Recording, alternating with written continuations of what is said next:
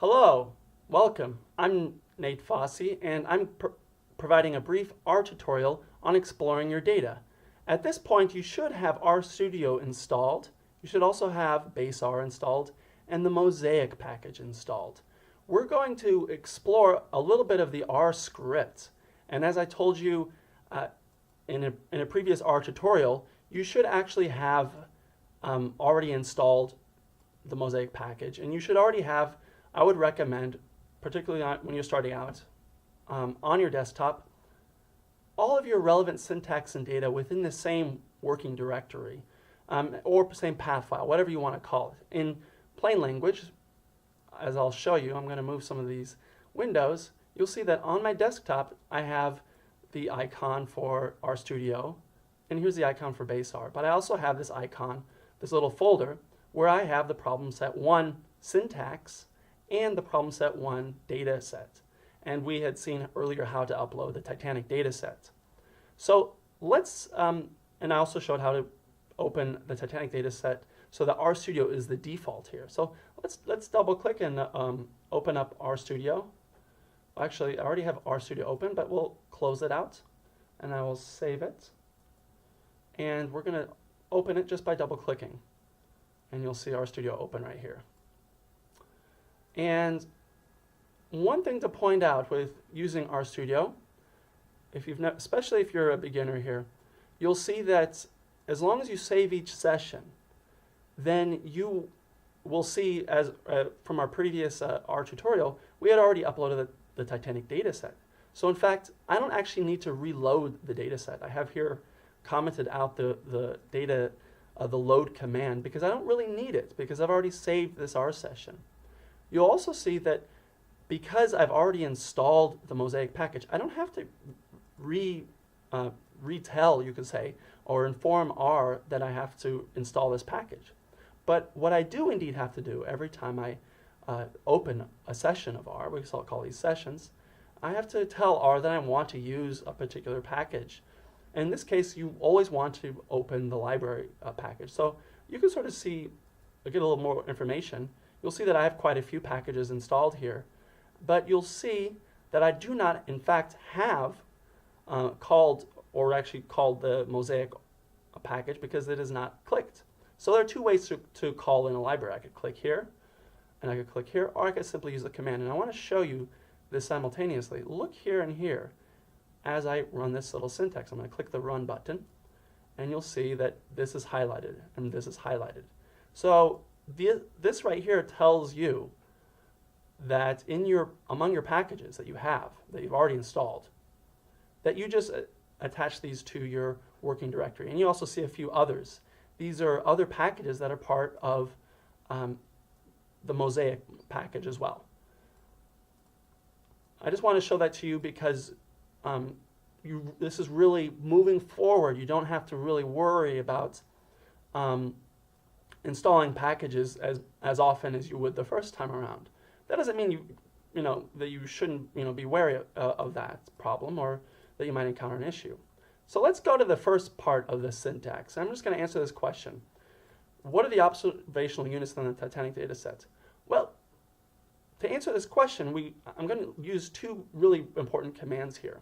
But before I do that, I want to actually show you this environment pane right here in this lower left-hand corner. And I want to emphasize right here that this, in our language, a data set, is actually referred to as a data frame. It's just simple R jargon. You'll often hear me kind of vacillate between using the term data set and data frame. Get used to the word data frame because it's common in our language. It identifies you as an R user.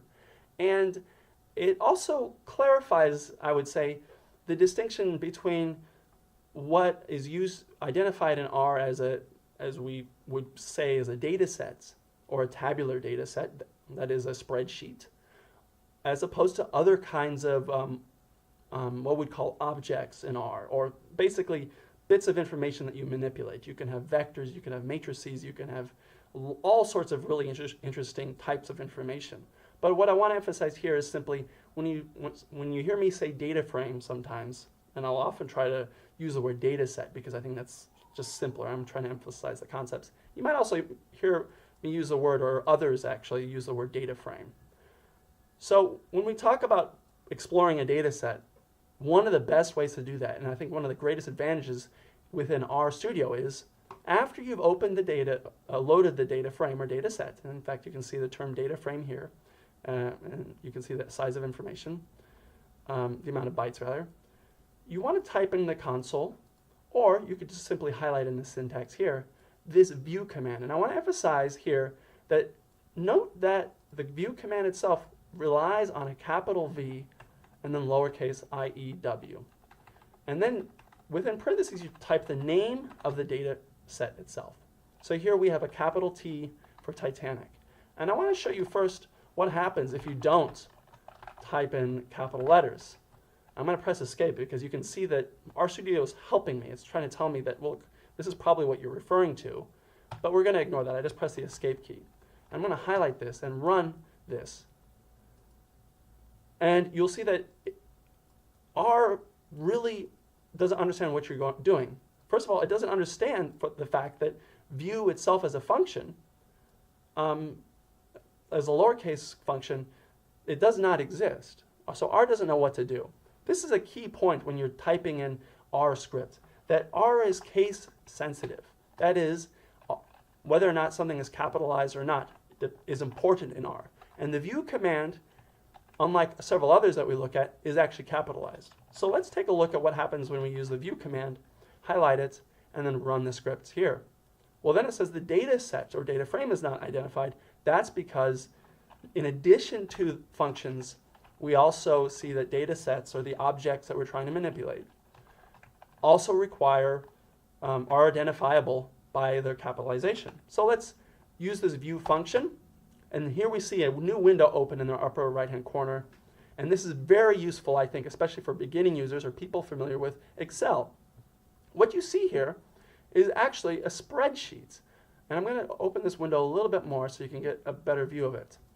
So the first thing to point out is, if you really want to get a good idea of what the size of a data set is, you'll see that this has 6 variables or 6 columns and 1,045 observations or rows or passengers. Well, you see there's columns here, so 1, 2, 3, 4, 5, 6 columns here, but you see the detailed information. And here you can actually use the filter function. If you click that or unclick that, you can actually use the filter function to look at, say, only those who survived. Or you can look at the different classes of those people. Or you can explore continuous measures. We're going to look at that later. Fair is actually a continuous measure, same with age. But if we look at these categorical variables, we have name, we have class, and we have survived, and we have gender. These are all categories. And they're really important, and I think it's very useful to, if you want to do tabulations and explore using the view command. I think it's the best way, especially for people familiar with spreadsheets, to get familiar with their data sets.